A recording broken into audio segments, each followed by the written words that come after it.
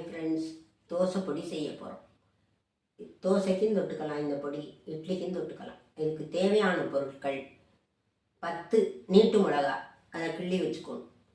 150 உளுந்தம்பருப்பு, 150 துவரம்பருப்பு, 1 கை கருகாப்பிலை, 1/2 ஸ்பூன் பெருங்காயம், 1 ஸ்பூன் கடுகு,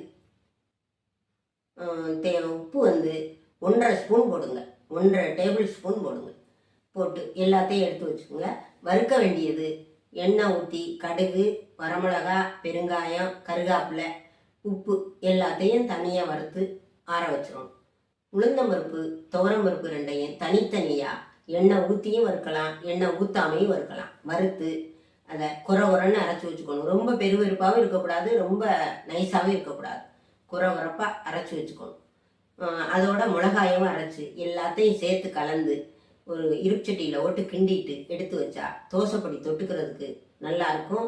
தொட்டுக்க வைக்காத அன்னைக்கு ரொம்ப பேருதவியாக இருக்கும். செஞ்சு பாருங்க. லைக் பண்ணுங்க, ஷேர் பண்ணுங்க, சப்ஸ்கிரைப் பண்ணுங்க. நான் செஞ்சதை ஃபோட்டோ எடுத்து போஸ்ட் செக்ஷனில் போட்டிருக்கேன், பார்த்துட்டு சொல்லுங்க. தேங்க்யூ.